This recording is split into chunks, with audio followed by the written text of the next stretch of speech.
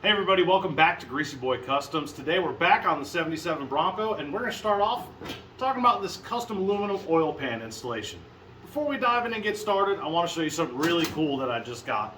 So this was my metal toolbox that was handed down to me, and it wasn't in much use lately, but I wanted a good little breakdown box to keep in my flathead. So I had Mark over at Stray Voltage Design here in Clayton, North Carolina, paint this up for me. He did some amazing lettering all the way around on it and gave it a whole new life, and this thing is going to look great in the truck. Try to support and buy local every chance you can get. You never know what amazing product you're going to get out of it, and chances are you're going to get a little bit more quality attention than you would have buying from a big box store. Now, onto the Bronco. Let's talk about the items that come with this oil pan kit. Again, this kit is from KMF. You can see this is an aluminum oil pan. It's fully welded, really nice, custom made for this application. Comes with your gasket windage tray as well as your new pickup tube and hardware. We're going to start by removing the old oil pan. Now the reason that we're replacing this oil pan is because you can see where that green rag is right there. The oil pan was hitting the axle. Currently we have the engine raised and supported by the gantry, so we can drop this pan and go ahead and get the new one installed.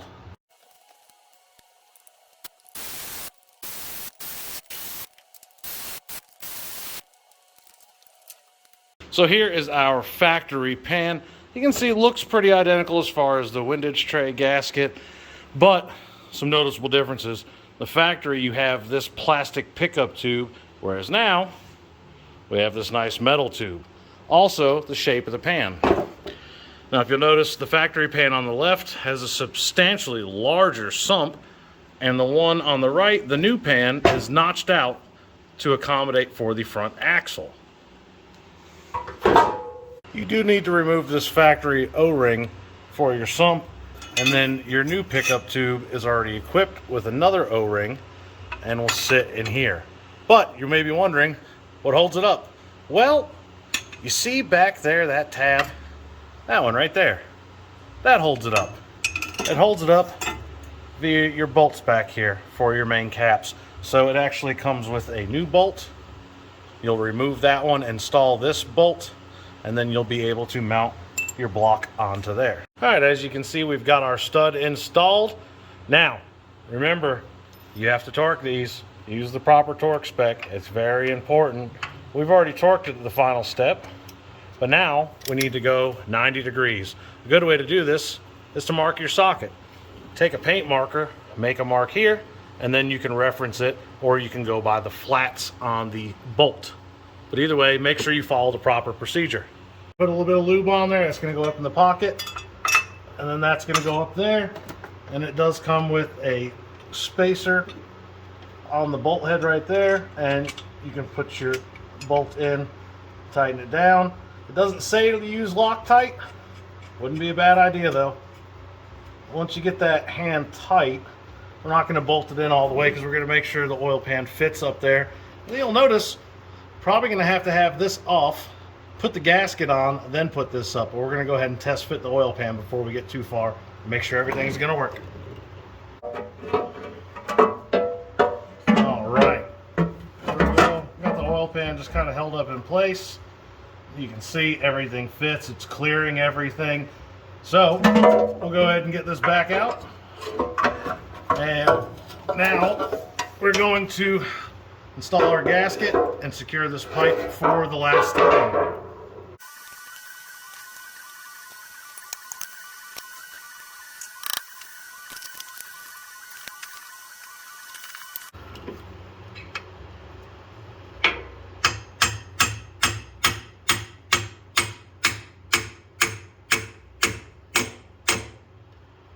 You can see we just knocked that tube up a little bit. This is a piece of aluminum. You can use brass. Try to use something soft. Put it on the edge. Just lightly tap it until it goes up into place. You'll see when it's fully seated, it'll sit almost flush. There's just a little lip right there. Again, we've got our bolt torque down, the gasket in place. Now we can slide our oil pan in and we can finish up our installation.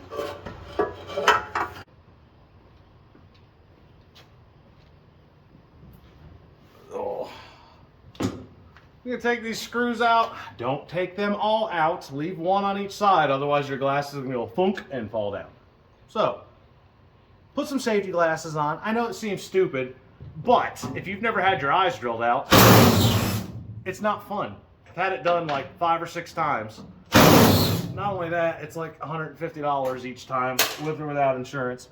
So, put some safety glasses on. The hat's for safety too, because that protects my bald spot.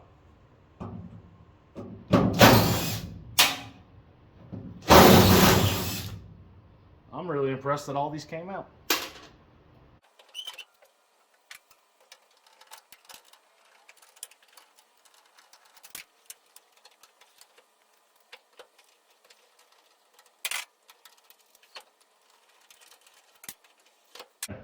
Also, I'm sure there's some kind of release where you can take this thing apart somehow without having to unscrew it. If you know how to do that, I don't. Leave it in the comments. Let other people know. Now let's see if we can do this without getting hurt.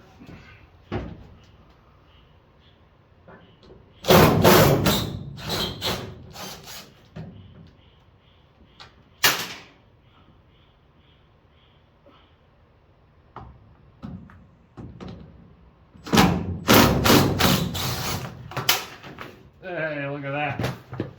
All right. Well, that was stupid and dangerous. Let's go ahead and keep the party going. Get the roof off. Now, as far as the roof goes, you have your bolts down the side, and then you've got your bolts up there.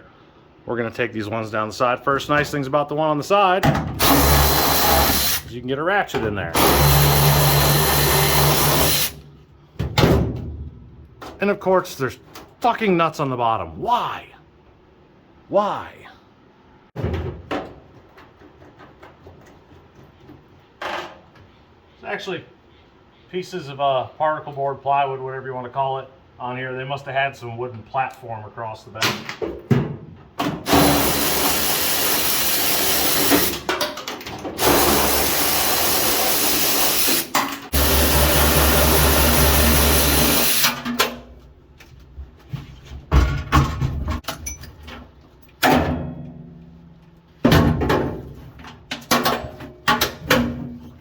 Now let's talk about these top ones. Again, a nut and a bolt, but we might be able to fit our ratchet on the top on some of them. We're gonna try it, otherwise you do them by hand, whatever.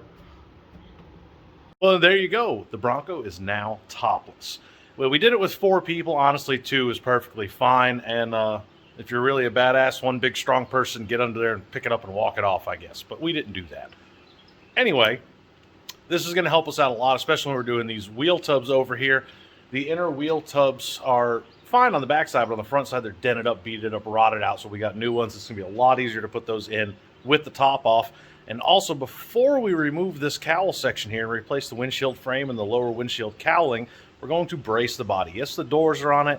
Yes, the front is secured. But just to be safe, because there's not a whole lot of support when you take that out, we're going to weld bracing across both sides, left to right. And then we're going to do some X braces on the back as well. And again, we're going to go cheap. We're going to do it with conduit because you can do it with conduit. And look at that. We got plenty in inventory.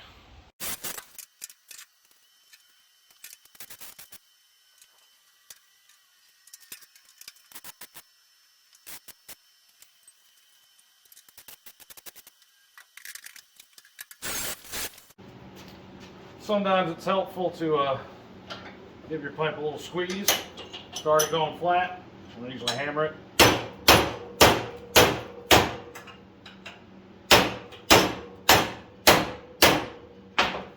And then that allows you to bend the bottom a little bit instead of doing slash cuts.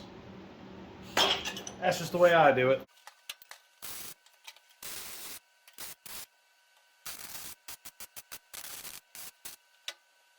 We're going to lay the windshield down here. So look at that.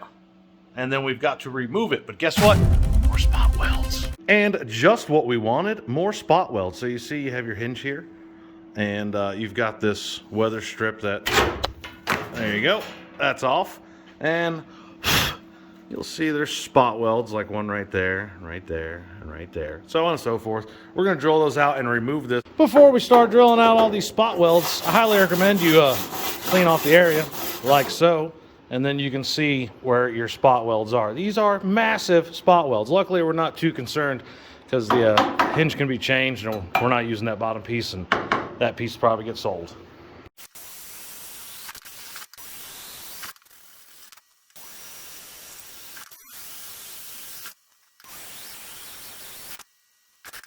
Well, 27 spot welds later on that strip right there, that hinge, 27 spot welds later, and it's out.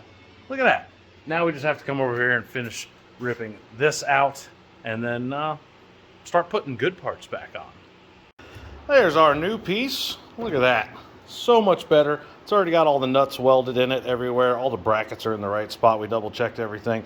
Now, if you'll notice, this piece right here is actually bolted to the bracket where your pedals mount. Judging by the non-existence of that nut, I'm assuming we're going to have to cut that out anyway, so we're going to use a saw, and we're just going to cut it here and a couple inches from the end on this side as well. And that's just going to make it easier. More than likely, we're going to have to take the fenders off and get under there to get this out all the way. Luckily, they're not on all the way. They're just kind of sitting there.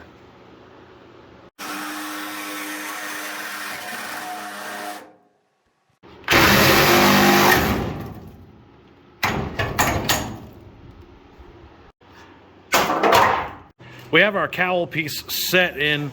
You can see no more rust. We got it positioned, measured it out. It did not come with these holes already punched in it for the tack weld, so we did have to punch those in. I got to do one more right there. And we'll tack it in on both sides, and then we're going to set the other cowl panel that sits on top and punch the holes in it and tack it in place as well.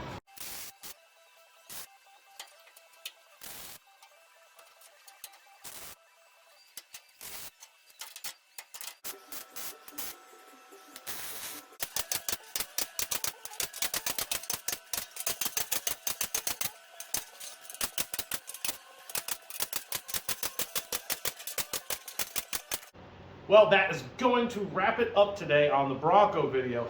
We got quite a bit done. Everything's looking great and fitting great, and the cowl just looks so much better now there's not all that crap under there. We already have the windshield frame. We're going to go ahead and start getting that fitted up in the next episode. And we have some other engine parts we're waiting on as well. Once they arrive, we can continue with the engine and get everything set in place. And then it's just, throwing the sheet metal on, double checking everything, getting it all welded in place. Then we can take the body off. Once we get the body off this thing, we're going to be sandblasting the frame, blowing it completely apart, getting it powder coated, installing a lift kit, a different gearbox as well. There's going to be a lot of good video coming up. If you have questions about any of the tools or products that I used or anything that we did on the truck today, please feel free to message me, comment below, either way. Thank you. Until next time, happy hot rodding.